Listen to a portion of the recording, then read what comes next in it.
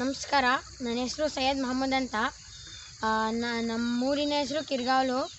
ನಾವು ಇಲ್ಲಿ ಸುಮಾರು ಒಂದು 10 ಥರದ ಭತ್ತದ ತಳಿಗಳನ್ನು ಸಂರಕ್ಷಣೆ ಮಾಡಿದ್ದೀವಿ. ನಮ್ಮ ತಂದೆ ಹೆಸರು ಸೈಯದ್ ಗನಿ ಖಾನ್ ಅಂತ. ನಮ್ಮ ತಂದೆ 1300 ಜಾತಿಯ ಭತ್ತಗಳನ್ನು ಸಂರಕ್ಷಿಸಿದ್ದಾರೆ.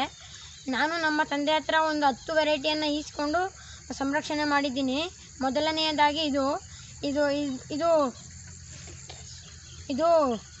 ಗ್ರೀನ್ ರೈಸ್ ಅಂತ.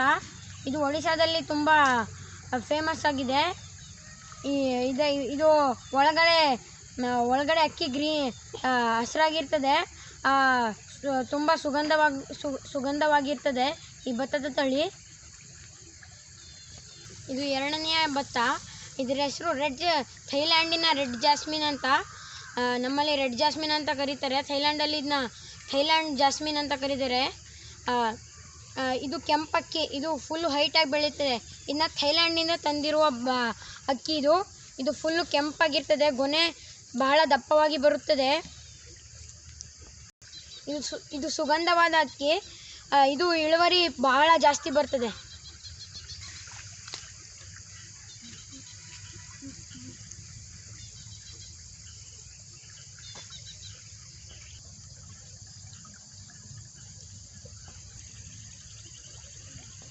ಇದು ನಮ್ಮ ತಂದೆ ಡೆವಲಪ್ ಮಾಡುವ ತಳಿ.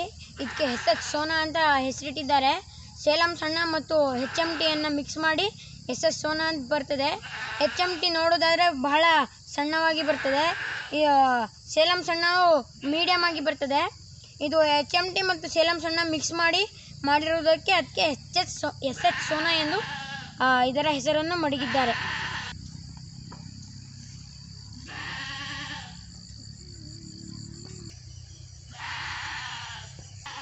ಇದು ಪಾಕಿಸ್ತಾನ್ ಬಾಸ್ಮತಿ. ಇದು ಪಾಕಿಸ್ತಾನದಿಂದ ತಗೊಬಂದಿರೋ ಬಾಸ್ಮತಿ. ನಮ್ಮಲ್ಲಿ ಬಾಸ್ಮತಿ ಬೆಳೆಯುವುದಿಲ್ಲ ಎಂದು ಹೇಳ್ತಾರೆ, ಆದರೆ ನಾವು ಬಾಸ್ಮತಿಯನ್ನು ಬೆಳೆದಿದ್ದೀವಿ.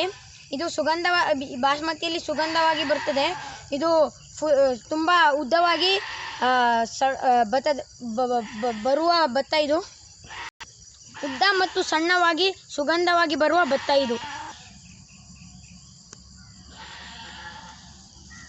ಇದು ಕಪ್ಪಕ್ಕಿ.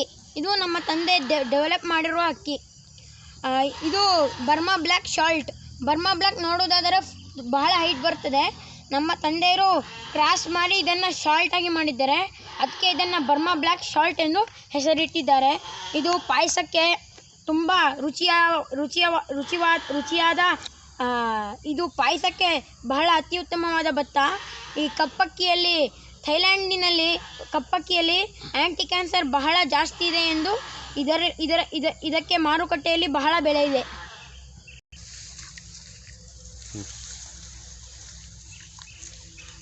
ಇದು ಬಾಸ್ಮತಿ. ಇದು ಡೆಹ್ರಾಡೂನಿನಲ್ಲಿ ಬಹಳ ಜಾಸ್ತಿ ಬೆಳೆಯುತ್ತಾರೆ. ಇದು ಪಾಕಿಸ್ತಾನ್ ಬಾಸ್ಮತಿ ಥರನೇ ಸಣ್ಣ ಮತ್ತು ಉದ್ದವಾದ ಭತ್ತ. ಇದರಲ್ಲಿ ಕೂಡ ಸುಗಂಧ ಇರುತ್ತದೆ. ಈ ಅಕ್ಕಿ ತಿನ್ನಲು ಬಹಳ ರುಚಿಯಾಗಿರ್ತದೆ. ಬಿರಿಯಾನಿ ಮಾಡಲು, ಅಡುಗೆ ಮಾಡಲು, ಆಮೇಲೆ ಗೀ ರೈಸ್ ಮಾಡಲು ಬಹಳ ರುಚಿಯಾಗಿರ್ತದೆ.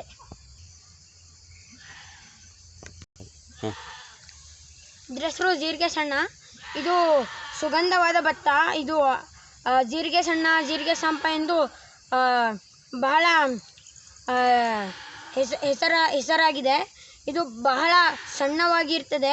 ಇದು HMT ಥರ ಸೇಮ್ HMT ಥರನೇ ಬರುತ್ತದೆ. ಇದು ಸುಗಂಧವಾದ ಭತ್ತ. ಇದು ಬಹಳ ರೈಸ್ ಮಾಡೋಕ್ಕೆ, ಪಾಯಸ ಮಾಡೋಕ್ಕೆ, ಬಿರಿಯಾನಿ ಮಾಡೋಕ್ಕೆ ಬಹಳ ಚೆನ್ನಾಗಿರುತ್ತೆ ಈ ಭತ್ತ. ಇದು NMS 2. ಇದು ಮಾಡ್ರಲ್ಲಿ ಶಂಕರ್ಗೌಡು ಮಾಡಿರುವಂತಹ ಭತ್ತದ ತಳಿ. ಇದು ಮಸೂರಿ ಥರನೇ ಬರುತ್ತದೆ. ಇದು ಪಾಯಸ ಮಾಡಲಿಕ್ಕೆ, ಗೀ ರೈಸ್ ಮಾಡಲಿಕ್ಕೆ ಇದು ಅತಿ ಉತ್ತಮವಾದ